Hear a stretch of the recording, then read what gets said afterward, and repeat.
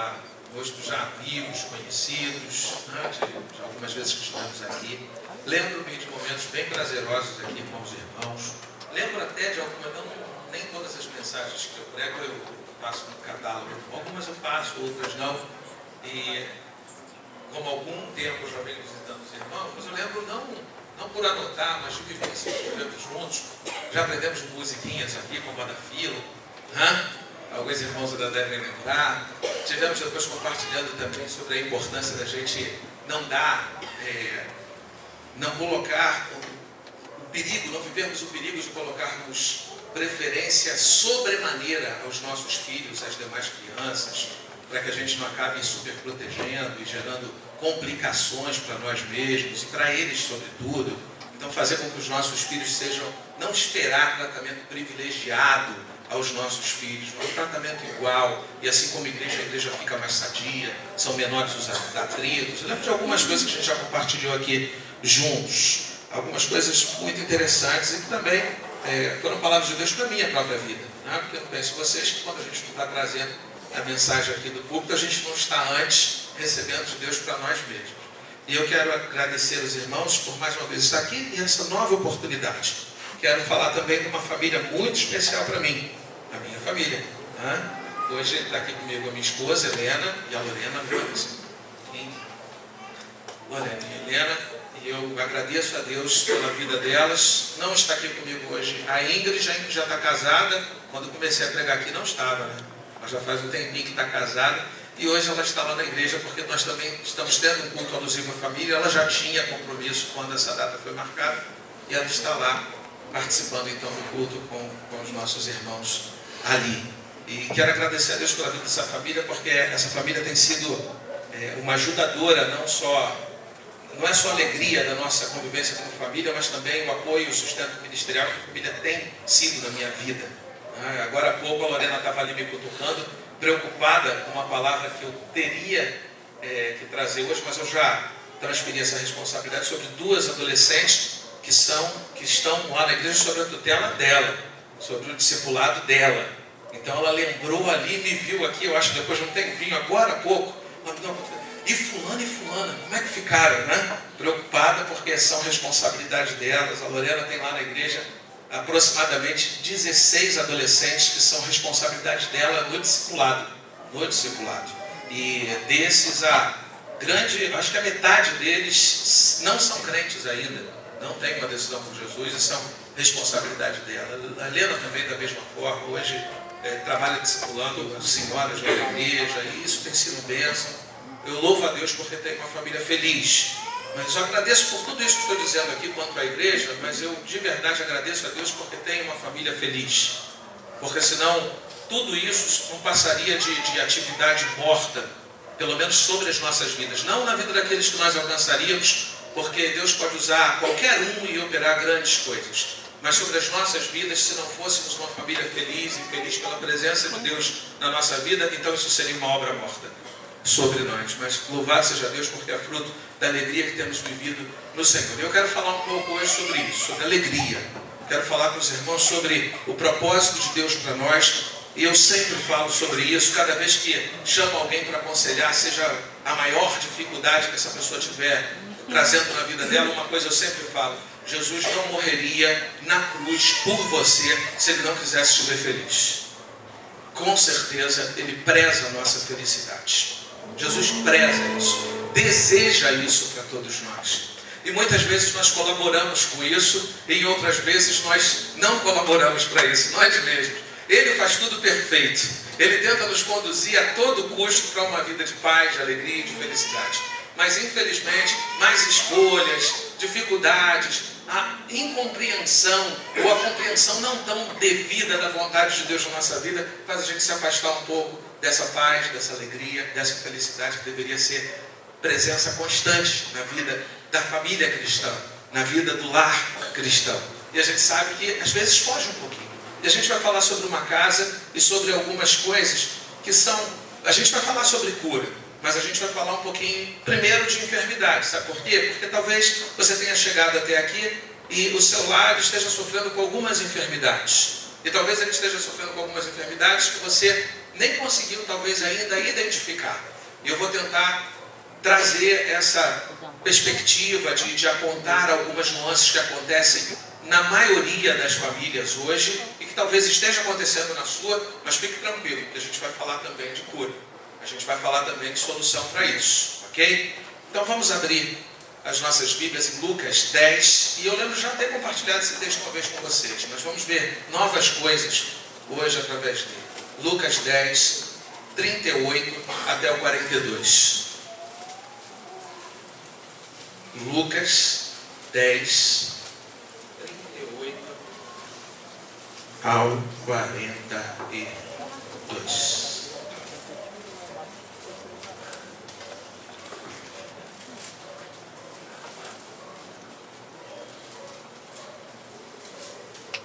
Na minha versão, segue assim: Marta e Maria. E aconteceu que, indo eles a caminho, entrou numa aldeia, e certa mulher por nome Marta o recebeu em sua casa. E tinha esta uma irmã, chamada Maria, a qual, assentando-se também aos pés de Jesus, ouvia a sua palavra. Marta, porém, andava distraída em muitos serviços, e aproximando-se, disse: Senhor, não te importas que a minha irmã me deixe servir só? Dize-lhe, pois, que me ajude. E respondendo Jesus, disse-lhe: Marta, Marta, estás ansiosa e fatigada com muitas coisas, mas uma só é necessária. E Maria escolheu a boa parte, a qual não lhe será tirada. Vamos orar mais uma vez? Deus amado, louvado seja o teu nome, Senhor. Estou aqui, Deus, na condição, Deus, não somente de servo teu, Senhor. O desejo é que o Senhor fale ao coração desses que estão aqui hoje, Deus, como falou, Deus, ao meu coração na preparação dessas palavras. Fale ainda mais, Senhor, e tenha liberdade para enriquecê-las agora, Deus. Usa, Deus, o teu poder para tocar, Deus, no entendimento de cada um nessa noite aqui, que cada um leve para si aquilo que o Senhor preparou para eles. A minha oração, Deus, colocando, Deus, a minha falibilidade e a necessidade da tua misericórdia sobre a minha vida, em nome do Senhor Jesus. Amém. Eu quero falar com você que há uma mesa posta. Há uma mesa posta. Tem uma mesa já colocada para a sua família e na sua casa. Melhor ainda, na sua casa há uma mesa posta. Eu creio que o que a gente quer puxar desse texto hoje aqui, nessa noite, é uma questão de entendimento sobre a expectativa de Jesus sobre a nossa vida e a expectativa de Jesus, como Ele deseja ser acolhido por nós como família. Como família. Há uma mesa posta para todos. Para todos. Ninguém deve ficar de fora. Nenhum da nossa família e muito menos nenhuma família cristã deve ficar de fora dessa mesa posta em nossas casas pelo Senhor Jesus. Mas a gente vê claramente que houve uma confusão no entendimento de uma das pessoas que estava ali naquela casa. Houve uma confusão no entendimento de Marta. Ela não conseguiu entender bem qual era a expectativa de Jesus ao entrar na sua casa. Ela chegou perto, ela chegou muito perto. E ela fez coisas que certamente nós a exaltaríamos por essas coisas que fez. Mas ainda estavam longe da disposição de Jesus para aquele dia em que esteve ali. Estava longe. E vamos lá então. Trata-se então da real compreensão da vontade de Deus para nós. A mesa já estava posta, mas Marta não conseguia enxergar. Marta não conseguia enxergar. E de que mesa então eu estou falando nesse momento? Eu estou falando daquela mesa citada lá em João 4,34. Quando os discípulos vão até Jesus e indagam a Jesus quanto a se ele tinha fome, porque eles estavam há muito tempo já sem comer, e então Jesus responde que a comida dele era fazer a vontade daquele que o havia enviado.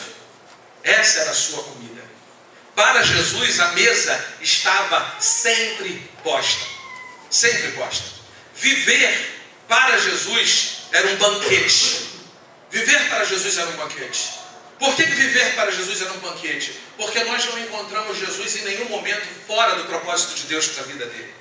E quem vive uma vida no propósito de Deus, todos os dias são um banquete na sua vida. todos os dias. Eu costumo, um dos livros que eu li, são vários volumes, mas um dos livros que eu li, que mais tocou a minha vida na minha juventude, era A Era dos Mártires. Eu recomendo para qualquer um. E fala de uma história paralela, mas real, do cristianismo, de pessoas que se ofereceram à morte por Jesus, que não negaram a sua fé. E alguns sempre quando falam do martírio, falam de uma forma muito terrível. E terrível eram as coisas que aqueles homens e mulheres sofreram, de fato. Mas eles viveram a alegria de não negar a sua fé. Eles viveram a alegria de levar Deus acima de todas as coisas na sua vida. E eu tenho certeza que cada um daqueles mártires, a sua maneira e a maneira que Deus escolheu, como Estevão viu o céu se abrir para eles. Viu o céu se abrir. E há relatos maravilhosos. Há relatos de pessoas que não morreram enquanto Deus não permitiu. Sofreram poderosamente. Uma mulher narra-se que ela sofreu tanto na época que estava vivendo o seu martírio. E ela sofreu, que o seu algoz perguntou para ela assim, depois de ter matado toda a sua família, os seus filhos, marido, disse para ela o seguinte: como eu mato você? Diz a história. Como eu mato? E ela falou: quando soltarem o leopardo, numa vez que ele me tocar, eu vou morrer. Deus já havia mostrado para ela o que aconteceria. Então aquele homem, mais do que depressa, mandou soltar, porque ele, o seu algoz, não aguentava mais fazê-la sofrer. E aí então tocou aquele animal nela e ela morreu. Pessoas que morreram, mas morreram sem propósito. Mesmo nós. Aí eu digo o seguinte: a gente não está aqui, graças a Deus que nós não temos arenas nos nossos dias. Louvado seja Deus por isso. Mas nós temos que encarar os nossos leões todos os dias. Nós temos os nossos problemas todos os dias. Nós temos os nossos desafios todos os dias. Mas o desafio que nós levantamos e olhamos e o encontramos todos os dias à nossa frente, não pode ele nos vencer e nos cegar da alegria do serviço cristão que nós trazemos conosco. Amém. Não pode nos cegar da alegria de sermos servos de Deus e não sermos cidadãos desse mundo, mas cidadãos dos céus, peregrinos sobre essa terra. Peregrinos, tão somente por essa terra, com uma concepção de vida muito ampliada pela graça de Jesus. Muito ampliada. Nossa vida não finda aqui. Não finda. Então nós não nos precisamos nos agarrar de uma forma tão absurda como às vezes nós nos agarramos a questões deste mundo. E aí então nós sofremos. E aí então nós nos frustramos. E aí então nós nos entristecemos. E esses são os sentimentos que eu quero destacar de Marta. Nesse texto, ela está lá. Jesus, na sua sala de estar. A mesa estava posta, eu digo porque diz o texto que Maria estava aos pés de Jesus. Mas também era assim que se comia naquela época. As pessoas sentavam ao chão, muitas vezes em roda, e ali era servida a alimentação. A mesa estava posta. O banquete, as palavras de Deus, que eram um alimento poderoso, estavam sendo servidos. Mas Marta não. Marta entendeu que ela tinha que arrumar a casa, ela tinha que cuidar do alimento, alguém tinha que fazer isso. Talvez alguém tivesse que fazer. Mas infelizmente, nós queremos fazer juízo do que é importante para Deus e no momento nosso para entregar a Ele. Quando Deus pode dizer muito melhor o que quer de nós em cada tempo. Quantas vezes nós determinamos o que Deus quer? Nós dizemos que sabemos o que Deus quer. Quando só Deus sabe o que Ele quer. Só Deus. E às vezes a gente se engana. Então a gente vê uma prestabilidade poderosa, uma disposição de servir, atividades produtivas aos olhos nossos mesmos, mas em outro momento. Mas aquele é coisa boa, mas feita no momento errado. Coisa boa no momento errado. E vai guardando isso, porque como isso faz doer. Coisa boa, mas no momento errado. Como isso faz doer. Como isso faz sofrer. Como isso traz infelicidade para nós. Coisas boas no momento errado. No momento errado. E os sentimentos dela foi o seguinte. Primeiro, ela estava triste. E não estava triste com qualquer um, não. Ela estava triste com a sua irmã. Não era qualquer um, não. Eu acredito que aquela família era uma família abençoada. Eu acredito que aquela família era uma família feliz. E tanto que Jesus, por mais de uma ocasião, esteve nessa casa. Era uma família prazerosa para se estar. Então eu não vejo, não consigo enxergar desavenças entre Marta e Maria, não consigo. Perspectivas tão diferentes de fé, também não consigo perceber. Quando a gente vê no texto em que Jesus vai ressuscitar Lázaro, a gente vê que a mesma palavra de Marta é a mesma palavra de Maria, a mesma perspectiva de fé. Senhor, se tu estiveras aqui, isso não teria acontecido. A mesma palavra, a mesma fé. Mas olha o que acontece quando nós elegemos prioridades erradas na nossa vida e elegemos sentimentos errados para viver. Ela se entristeceu com sua irmã, sabe por quê? Porque ela estava comparando índices de santidade. Índices de santidade. Eu sou mais santo. Ela não disse isso, é verdade. Mas eu estou fazendo um filtro aqui de alguns sentimentos que possivelmente é verdade. Ok? É uma leitura muito pessoal. Ninguém entrou no coração de Marta e Maria, senão o Senhor para conhecer. Mas é o que eu consigo captar do texto e convido a pelo menos experimentar essa perspectiva. Ok? Tristeza, porque eu estou sendo santa, eu estou servindo o Senhor. E ela não está servindo o Senhor. Ela não está servindo ao Senhor. Ó, meu amado, servir ao Senhor é tão complexo e é tão maravilhosamente complexo. E quem somos nós para dizer quem serve mais ou quem serve menos? Quem é o grande servo ou quem é o humilde servo aos olhos de Deus? Muitas vezes famílias querem pedestais. É sério, pedestais. Lugares de destaque. E acreditem, mortificam-se por isso. Mortificam-se por isso. Quando de repente não é isso que Deus quer. Mesmo entre famílias cristãs, e sobretudo em alguns momentos, isso acontece. Meu amado, não tem mais santo, nem tem menos santo nessa família. Nessa família, só deve ter pessoas que se importam em estar aos pés do Senhor. Não acima de ninguém, mas aos pés do Senhor. Se a gente tivesse coração com a gente, se a gente conseguir entender isso, que maravilha será a nossa vida como família. Sabe por quê? Porque na nossa casa não vai existir disputa no reino, mas vai haver vida no reino. Vida no reino, não disputa no reino. Viu o que a família de fulano fez? Viu o que a outra família fez? Viu o que aconteceu na família de fulano? Aí eu me perdoo, mas eu gosto muito de ditado popular, né? Macaco, olha para o teu rabo. Não é assim? Cheio de problemas, só enxerga o problema dos outros.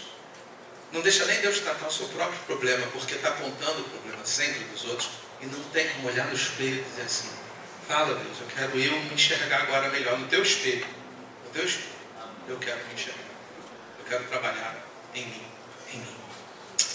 Outro sentimento que ela teve, que a gente às vezes passa por ele e acaba a nossa família também vivendo isso. Marta estava faminta espiritualmente. Faminta espiritualmente. E às vezes a fome espiritual resulta até na fome material. É sério, nem sempre. Por favor, né? Senão todo gordinho que nem eu aqui vai sair triste comigo. Nem sempre. Nem toda gordura é resultado de ansiedade. Ok? Mas a ansiedade é um fator muito significativo para a gordura do corpo. Então, olha só, muitas vezes o reflexo do corpo, aliás, o corpo é reflexo da mente. É reflexo da mente. Maria estava interessada, quando falava assim em servir, ela pensou em comida.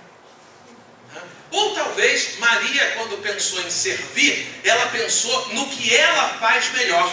E aí é outro problema que as nossas famílias precisam fazer um filtro muito grande. Sabe por quê? O que você faz de melhor não é necessariamente o que Deus quer de você. Se eu pudesse escolher, seria músico. Porque eu entendo que eu faço isso talvez melhor do que pastorear. De verdade. Se eu pudesse, eu escolheria ser músico. Mas nem sempre o que você sabe fazer é o que Deus quer de você. Às vezes ele quer algo muito diferente. Muito diferente. Muito. Eu tenho um critério lá na igreja, por exemplo, que também não precisa ser critério aqui não. Só estou exemplificando para vocês entenderem o pensamento. Qual é? Mas músico que não tem uma função objetiva no reino, em outra área, não sobe a plataforma. Não sobe. Porque fazer o que se quer é muito bom. Eu quero que faça aquilo que também não se quer e é necessário no reino. Se a gente só faz o que quer, é muito fácil servir. Mas eu entendo que serviço cristão exige sacrifício. Sempre. Sempre. Os sacrifícios não acabaram. A forma mudou. A forma mudou. Mas existe sacrifício ainda hoje. Que apresenteis os vossos corpos. Não falou que apresenteis os vossos pensamentos. Que apresenteis, não, apresenteis os vossos corpos em sacrifício vivo. Vivo. Não é outra coisa. Então a gente muitas vezes quer levar a nossa família a fazer aquilo que são já as nossas aptidões. E isso não é problema. Mas o problema é que às vezes a gente se basta nisso. Aí a gente tem. Isso é complicado, né? Mas para tudo tem seu jeito. A família de introdutores, a família de cantores, a família disso, a família daquilo outro. Mas nós somos famílias de Deus. E todas as áreas da nossa família precisam estar funcionando tão bem quanto aquilo que é a nossa habilidade. Não é só a nossa habilidade, mas tudo precisa estar funcionando em consonância. Todas as áreas da nossa vida. Não adianta eu ser uma oferta viva em um aspecto e não ser uma oferta viva em outro aspecto. Eu tenho que ser por inteiro uma oferta viva. E a minha família precisa ser uma oferta viva por inteiro. Por inteiro. E o terceiro sentimento, frustrado. Marta estava frustrada. Adivinha com quem? Com Jesus. Marta, isso é certo.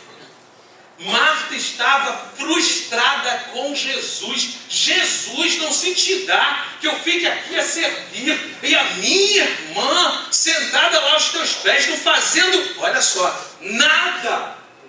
E o Senhor não vai tomar uma atitude, Jesus. O Senhor não vai tomar uma atitude. Marta estava frustrada com Jesus. Tem muita família frustrada com Jesus. Muita família frustrada com Jesus. Lembra que eu falei? Escolher coisas boas, mas no momento errado. E não necessariamente coisas boas são a vontade de Deus. E aí, ó Senhor, o que está acontecendo, Pai? Ó Pai, o ímpio frutifica. O ímpio é abençoado. E nós que estamos aqui servindo ao Senhor, nós não somos alvo da sua benevolência. Senhor, eu não admito mais. Não é assim? Tomara que nesse meio tempo não tenha passado ninguém lá fora sem ouvir o resto. Mas eu não admito, Senhor. Eu exijo, Senhor. Aí eu imagino nos dias de hoje, Deus falando, olha meu irmão, vamos lá e vamos olhar para as nossas famílias, legal? Não vamos esquecer disso não. Porque em alguns momentos a coisa pode até ficar bem descontraída e divertida até mesmo. Amém, amém. Que Deus nos fale de uma forma muito tranquila, mas é a reflexão para as nossas famílias. Ok? É a recepção das nossas famílias. São famílias que infelizmente são muitas, que não são felizes se não tiverem. Tiverem. Famílias que nos dias de hoje são famílias farisaicas. A bênção está no ter. Minha família é uma família abençoada. Deus se pega todo dia. Mas o carro é bom, a casa é legal. Minha família é abençoada por Deus. Deus tem nos abençoado. Eu só traí minha mulher 5 vezes depois que sou crente. Minha família é abençoada. Meu irmão, isso é farisaico, não é para nós. Não é para nós. Não é. Então eu preciso entender o que são valores cristãos. Qual é a mente de Cristo. E pensar sobre a minha realidade de vida familiar com a mente de Cristo. Aí eu não vou ficar triste eu não vou continuar com fome espiritual, e eu não vou ser uma família, eu não vou ter uma família frustrada. Porque uma família frustrada, amado, nem sabe por que serve. Nem sabe por que serve. A maior parte dos problemas que nos acompanham, nós é quem nos alimentamos. Nós é quem nos alimentamos. E aí, você precisa então, para não viver essa realidade, você precisa valorizar-se como família. Olha, a gente há algum tempo atrás, agora a gente falou, tem tanta coisa, agora tem o tal da homofobia que a gente tem que discutir 365 dias no ano, toda hora, e de fato isso tem nos atingido e tal, e tantos outros assuntos contemporâneos, mas a gente esquece que há muito pouquinho tempo atrás, outros assuntos contemporâneos já ganharam espaço, estão calados dentro da igreja. Estão calados, não é da de vocês não, são as nossas igrejas. Nossas. A gente falava sobre humanismo, a gente falava sobre materialismo, não está presente? Não? Materialismo não está presente? A gente vive mais para o reino ou para conseguir as coisas materiais? Houve uma época, e olha que eu não sou tão velho assim para ser saudoso, mas é real. Houve uma época que a preocupação maior dos crentes era o serviço real. E infelizmente, hoje, não tem sido a prioridade em muitos lares cristãos. O serviço real. O serviço real. O buscar a mente de Cristo em primeiro lugar. O permitir, pior que para mim isso é complexo demais, para mim. Sabe por quê? Porque eu só entendo salvação já devo ter falado isso aqui, em todo lugar que falo, em um tripé. Não entendo salvação em um bipé. Não tem como. Nada de 2 pés fica em pé. Tripé. Graça. Não é isso? O que mais? Graça. Confissão. Não é isso? Fé. Graça, fé. E arrependimento. Ninguém bota arrependimento no meio. Fica só na graça e na fé. Mas sem arrependimento, meu irmão. Não tem confissão verdadeira. Conversão é mudar caminho. Se não tem mudança de caminho, não tem decisão verdadeira. Não tem. Então, para mim, é muito complexo. Para mim, muito complexo. Não ter o Senhor Jesus como prioridade de vida e a gente poder dizer assim, nós somos cristãos. Não pode. Não pode. Sabe por quê? Porque se Cristo não vive em mim, quando Deus olha para mim, ai de mim. Ai de mim. Porque não há condenação para os que estão em Cristo Jesus. Bota um pé fora dele. Bota um pé fora dele. Deixa Deus te ver fora de Jesus. Fora dele. Mas para os que estão em Cristo. Sabe o que isso pressupõe? Vida de arrependimento. Não é decisão de arrependimento. É decisão de entregar a vida. É vida de arrependimento. E Cristo vive em mim. Aí eu tiro ele da cruz. Para ele viver aonde? Ei. Agora, se ele não vive em mim, então onde é que ele está? Está na cruz. Está na cruz. Se ele está na cruz, eu estou condenado. O que minha família prioriza? Bens ou serviço real? Bens ou serviço real? E tem outras coisas junto com os bens. Vamos para depois. Então valorize. Primeiro, entender que o amor vem antes de servir. Porque se não for servir por amor, então não adianta servir. Não adianta servir. Como eu falei aqui, adianta. Paulo dizia o seguinte, para mim importa que pregue. Pelos motivos mais absurdos, importa que Cristo seja pregado. Mas o problema é que a pregação vai fazer efeito naquele que ouve, mas não terá efeito para a vida daquele que prega. O que prega, necessariamente, se não houver amor, não tem absorção. Será como o sino que tine. Não é isso? Sem amor, as minhas palavras não têm valor para mim. Pode ter valor em quem o atinge, mas para mim não terão valor. E aí eu preciso ter cuidado disso. Entender na minha família que o amor vem primeiro. O amor vem primeiro. Não adianta, olha só, se a Lorena não amar a Cristo, não adianta botar mordaça nela para ela não falar do não amor dela, não adianta botar corrente nela e trazer agarrada no carro até a porta da igreja, não adianta nada disso, porque no momento da liberdade dela, ela vai quebrar as amarras e ela vai embora. Vai embora. Então não adianta a Lorena ser bonitinha aqui, você é bonitinha em qualquer lugar. Tá?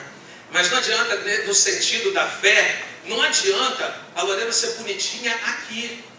Não adianta. Se ela não for bonitinha, lá em casa. Não adianta ela testemunhar a vida de serva aqui. Mas lá em casa, não. Então, onde é que estão as minhas conquistas? De fato, eu tenho semeado amor na minha casa. As atitudes de serviço a Deus são resultado do amor que temos ao Senhor, ou são resultado pura e simplesmente de condicionamento? Mas Marta fez o que estava condicionada a fazer, mas não tinha entendimento do que Deus queria para ela, do que Jesus queria para ela. Então não adianta a gente condicionar as ações da nossa casa. A gente tem que ter amor. Me lembro que preguei uma vez aqui.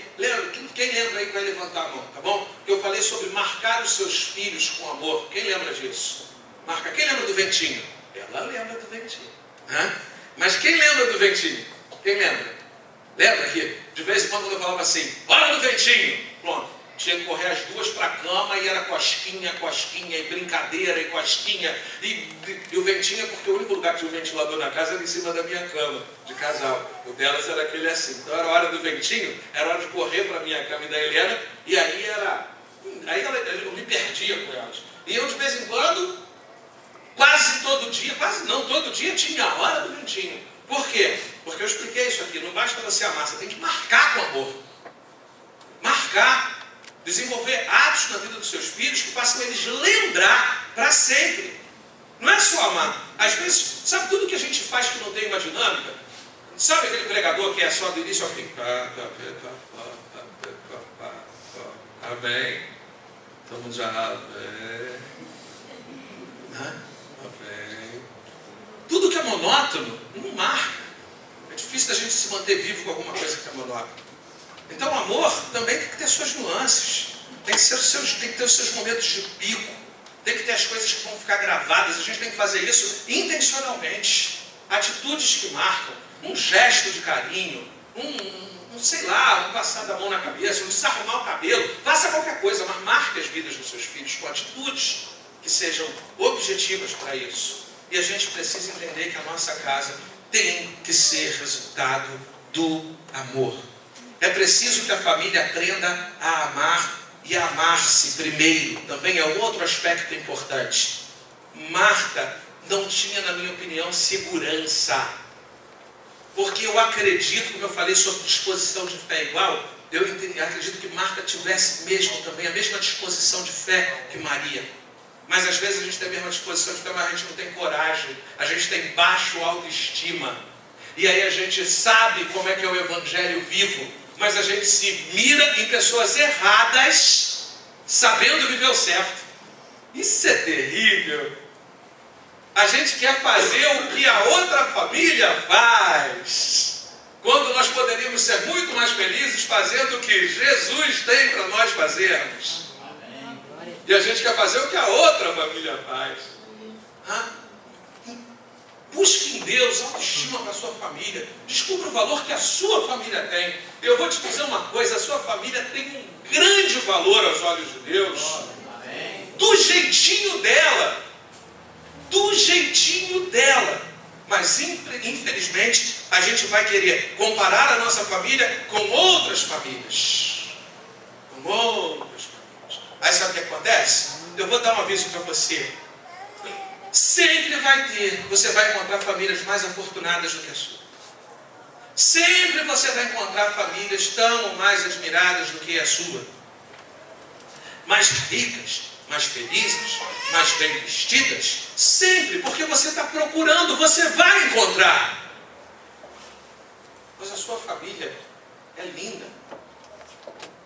Tem valor cada um daqueles que compõem a sua família. Jesus morreu por vocês. não morreu só para os membros da família do outro, não. Morreu por vocês. Tem valor em vocês, mas infelizmente alguns não conseguem entender isso. Outra coisa é a ansiedade pelo futuro. Marta viveu sempre o futuro, sempre o futuro. Ela pensou em fazer tudo o que ela achava que era bom, fazer tudo o que ela sabia, e eu quero acreditar que ela tinha uma perspectiva que no futuro ela receberia a honra de Jesus. Mas Maria já estava recebendo honra há um tempão, e Marta plantando honra para o futuro. Olha, eu vou dizer uma coisa para você que eu tenho aprendido para a minha vida, e Deus queira que se você tomar como verdade, seja também bênção na sua. Uma frase que está até num livro que escrevi por tempo. Pense nisso. A única coisa real é o presente. É a única coisa real. É o que você está vivendo. O passado é referência para você viver hoje. Em relação à sua vida, não estou falando que nada que aconteceu no passado é irreal, é honesto, não. Em relação à sua vida, a única coisa real que você tem, palpável, hoje, é o teu presente. O teu passado é referência, sem dúvida. O teu futuro é a tua motivação, mas só o presente é vida. Você não pode viver o passado e você não pode antecipar o futuro. O futuro a Deus pertence. O futuro a Deus pertence. E a gente quer se programar como se nós tivéssemos o atributo divino de pressupor o futuro. E não temos. Não temos. E aí sabe o que vai acontecer? E isso eu acho que é o mais importante que eu queria trazer hoje para as famílias que estão aqui presentes. Não espere o futuro para ser feliz, em nome de Jesus. Amém. Não espere o futuro para ser feliz. Porque o futuro pode não chegar. Pode não chegar. Não espere o futuro. Seja feliz hoje. Seja feliz enquanto você caminha para o futuro. Faça de cada passo dessa caminhada um momento de glorificação, de gratidão e de vitória. Cada passo, cada conquista, mas não se mate para conquistar, não. Vamos pegar lá o livro de Eclesiastes, não se mate, não. Se mate, não. Sabe por quê? Porque quando Deus quer, Ele traz. Você e eu não podemos nada. Em vão vigia o sentinela se o Senhor não estiver guardando a cidade. Em vão vigia. A bênção não é o que os patriarcas faziam. A bênção era a disposição de Deus de fazer deles o que Ele queria. Eu sempre uso essa figura. A bênção não era o poço que se cavava, senão os inimigos cavariam e seriam felizes. Mas a bênção é a água que Deus mandava por baixo da terra. E onde eles furavam o poço, Deus dizia assim: eu tenho disposição de abençoar, vai sair água. E aí cavava outro poço, Deus dizia assim: eu tenho disposição de abençoar, vai sair água. Vai sair água. E eles não precisavam se matar. Os inimigos matassem, mas eles só precisavam tão somente abrir os poços na certeza de que Deus traria a bênção. Você está querendo trazer bênção sobre a sua vida? Diz uma coisa, peraí, quem é o abençoador nessa história? Quem é o abençoador? Bênção de quem você está querendo? Suas? Louco, hoje pedirá uma tua alma. O que vais apresentar? O que vais apresentar? Quando eu vejo famílias, eu estou numa batalha lá em casa, batalha acirrada mesmo. Eu creio que Deus tem um tempo para cada coisa, isso é verdade. Eu creio que a gente não pode antecipar o tempo, isso é verdade. Eu creio que a gente também não deve se atrasar no tempo de Deus, ter perspectiva e mente aberta, ouvidos espirituais abertos para dentro do tempo de Deus. Mas eu estou lá lidando com uma situação em casa que eu talvez já tenha falado aqui, quando eu falo com família, lá na igreja pelo menos eu uso muito. Né? Hoje tem uma perspectiva muito legal, e a gente entrou dentro desse contexto social. Olha só, não, para ter filho eu quero dar toda a condição para o meu filho, porque o meu filho vai ter que estudar no melhor colégio do Brasil. Senão, para que ter um filho se ele não tiver? Ô infeliz, minha filha não é filha de segunda não, rapaz. Sai fora, essa menina é inteligente pra caramba. E muito. Não estudou no melhor colégio do Brasil, não. O desejo dela é ser juíza. Vai ser, se Deus abençoar assim, se essa for a vontade. Eu só lembro ela que ela só tem que andar um passo de cada vez. Ela tem que fazer um bom fundamental e concluir esse ano, fazer um bom ensino médio e fazer um passo de cada vez. Esperar que a bênção do Senhor venha. Não é se matar para isso, não. É viver com alegria. O prazer de estar fazendo melhor em cada momento. O prazer de estar fazendo melhor em cada momento. Mas olha, acredite, a gente precisa ter essas perspectivas bem colocadas. E aí eu cuidando com minha filha e falo com ela: Ingrid, o quê? Douglas, meu G, me dá um neto. Me dá um neto. E aí eles ficam: não, mas depois da faculdade, eu falei: gravidez não é doença, tu pode estudar grávida. Não, mas é que aí depois com melhor estrutura, eu falei: pô, tua estrutura já é melhor do que a minha. E eu criei vocês. E bem, graças a Deus. Não, a gente quer uma... Eu falei: olha só, quando você estiver lá na sua velhice, Deus queira que não, seja o tempo de Deus para ela. Mas eu falo com ela com muito cuidado, mesmo com muito carinho. Eu falei: talvez seja o tempo de vocês mesmos, mas olhe muito. Sabe por quê? Porque talvez quando chegar lá na sua velhice, tu vai querer dar a tua faculdade, o teu carro, a tua casa, todo o dinheiro do mundo por mais 10 anos de vida e ver os seus bisnetos. Você daria tudo por isso. Tudo. Pegaria isso tudo. Diria assim: onde é que eu compro 10 anos de vida? Para ver meu filho se formando, meus netos se formando, quem sabe? Onde é que eu compro 10 anos de vida? A gente está, às vezes, nem sempre, mas às vezes a gente está invertendo muitos valores, porque a gente não acredita que a gente só está aqui para ser feliz. Para ser feliz. Acredite, eu creio nisso. No mundo tereis aflições, eu sei disso, mas a gente está aqui para ser feliz. E aí, quando você, o que Deus quer que você entenda, enfim, para ser feliz, é que você tenha a melhor casa do mundo. Ela não tem outra. Eu sempre digo isso lá na igreja. Eu digo assim: nós estamos na melhor igreja do mundo. Nós estamos na melhor igreja do mundo. Porque é que Deus nos deu para viver como igreja. Nós estamos na melhor igreja do mundo. Eu sempre costumo dizer, Helena, nós temos o melhor carro do mundo. Nunca parou na rua. Nunca, nunca, nunca, nunca, nunca.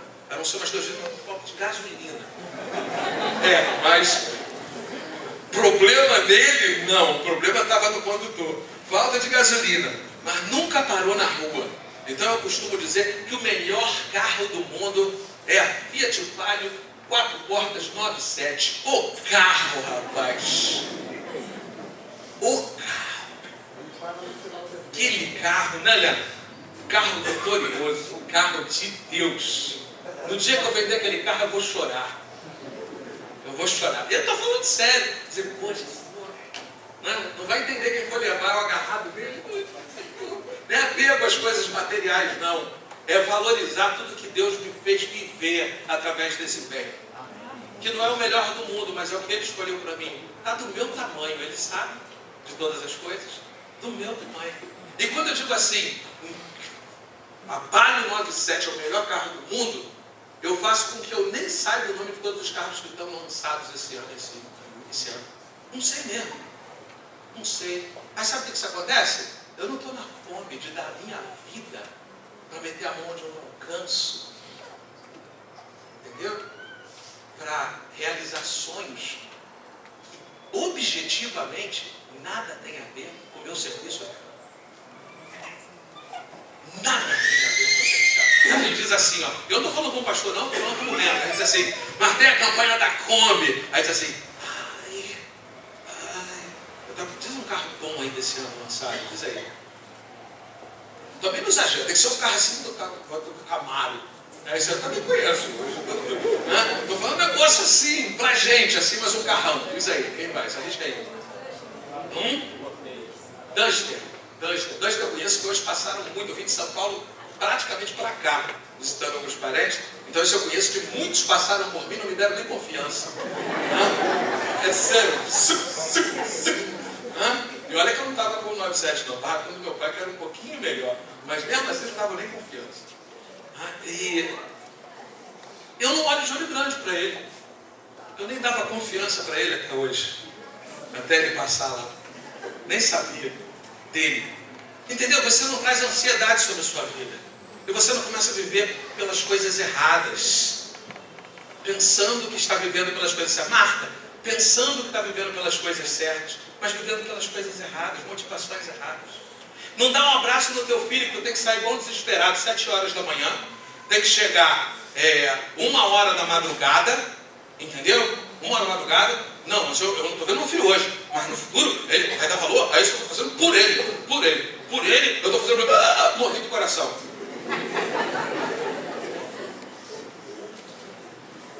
E aí, o que tu vai fazer por ele agora?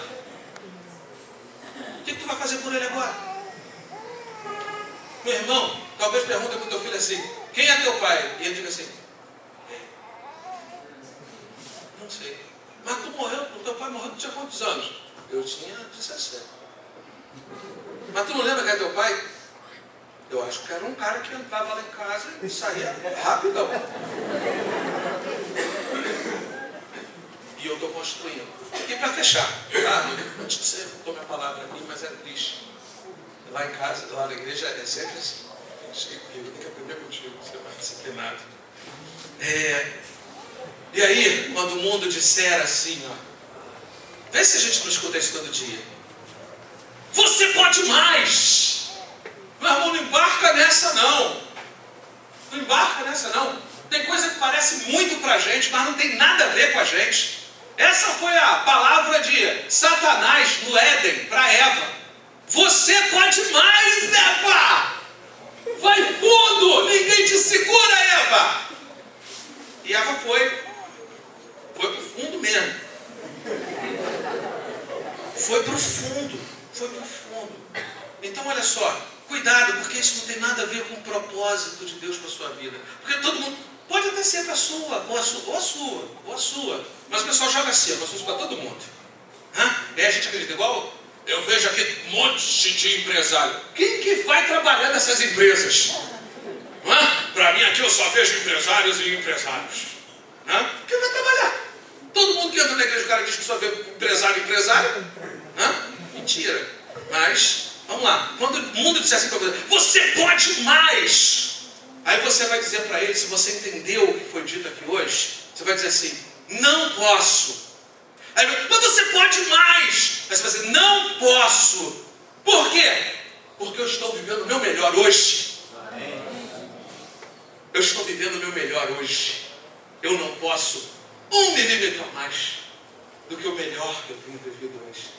E é em todos os aspectos da minha vida familiar. Não é num, não.